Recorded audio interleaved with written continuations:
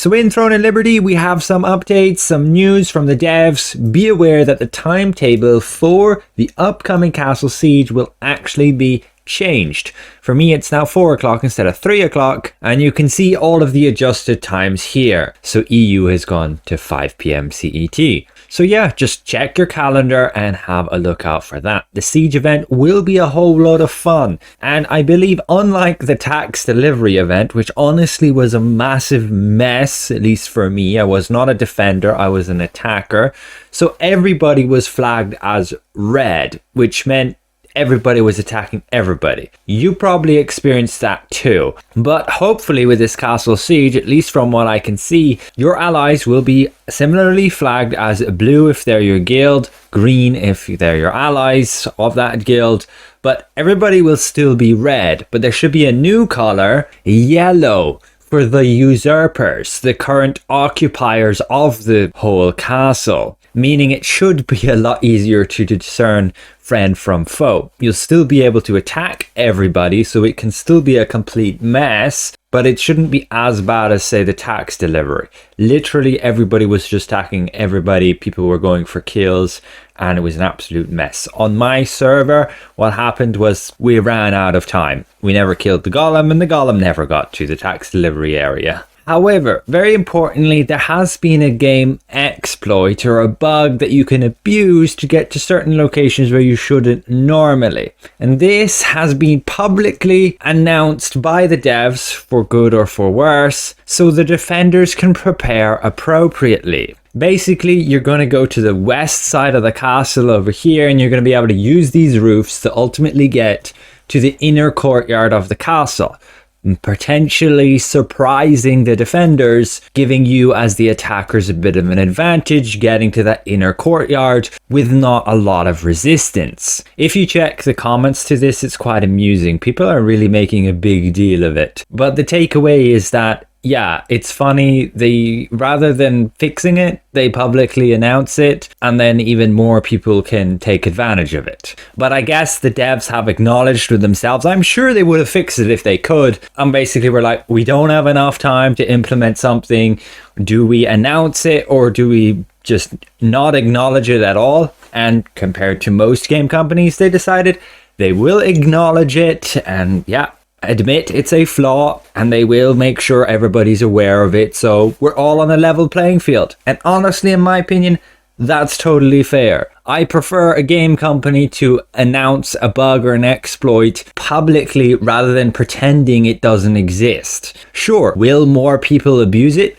Yes, but in this case, honestly guys, it's not such a big deal. All the defenders need to do is be aware of that and position themselves appropriately. This particular path here, jumping across these roofs, is not that easy. It's unlikely they'll get many people doing it. Yes, it circumvents the normal bottlenecks of like needing to get through the castle gates here via the bridge, or the other method is actually going through the sewers, which is quite cool. So they do have deliberate intended sneaky paths just down here. When it's not raining, you can see the water level decreasing. You have like the sewer area, and there's actually a grate here which you can't normally get through. In this clip here, you actually see them taking advantage of it. They go in here and you need to teleport to the other side. The way that is done is using this shadow strike ability to shadow strike on top of a rat. Say I target him and I'm now on the other side, and you can enter the castle here, and surprise, surprise, you can attack everybody. But all the defenders need to do is, yeah, keep an eye out on this point, because there's no other way to go. And then the point where people can jump over the wall is just going to be over here, entering this courtyard, which, yeah, does lead to this point in the castle, giving another way that people can access, say, the throne room to the left here.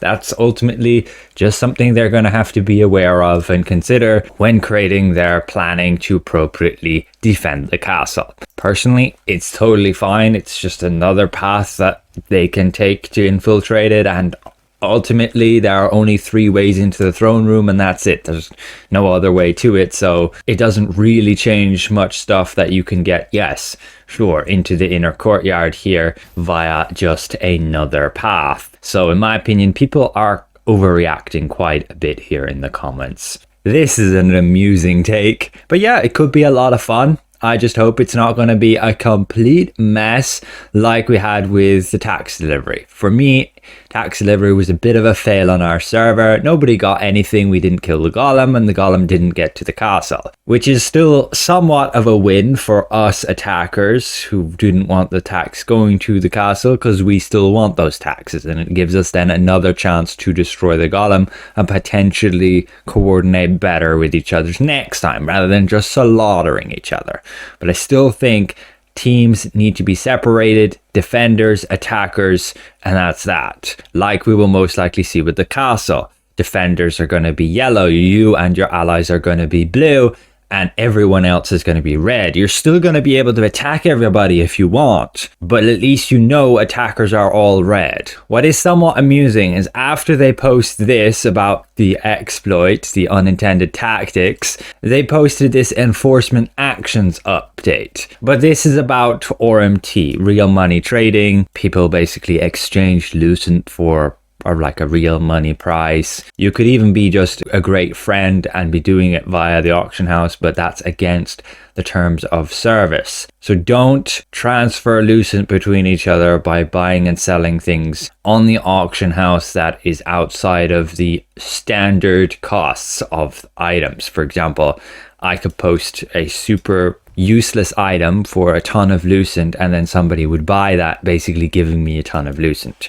Don't do that, guys. They are super strict about it, and yeah, they catch you, they penalize you and take away all your Lucent and put you in basically a deficit, a negative Lucent balance. And the only way to get back in the positive is to actually buy Lucent from the game itself. And while you're still in the negative, you're not able to use the auction house, and you're not able to gain Lucent from guild distributions, including from the PvP activities. Like Castle Siege, you're able to take over like pillage points and earn extra Lucent and Solent. You can take over resurrection points, and overall, yeah, the event will be total chaos. Only the best coordinated and organized will be able to make any success, and in all likelihood, since it's going to be like the defenders have 210 people at best, they're very likely to be able to defend the castle. But this is insane amount of tax held in the castle. 2.3 million Lucent with another 61.3 billion Solent. And occupying it gives actually a pretty neat bonus. 70 heavy attack chance and 70 evasion. So yeah, this is the first Castle Siege we're getting. Generally the most important one as well, as it's got the most rewards on the line. And we'll see how it goes. I think for most casual players, you won't find a lot of fun here other than maybe messing around if you have the chance to turn into golems and just mess up other people's day by randomly killing them. But yeah, definitely focus on the defenders. If we can dethrone them, that would be awesome, just for the sake of it. Just like we did with the tax delivery golem, we stopped them delivering the taxes. Let's do that again and just, yeah, try to take down the defenders of the castle. And sure, you can go and try figure out what this tactic will be, but in future they will be fixing it. Be aware they did release a new client update which resolves the issue of graphics getting basically defaulted to Epic. They're also addressing an issue with your friend list. Hopefully that's fixed now.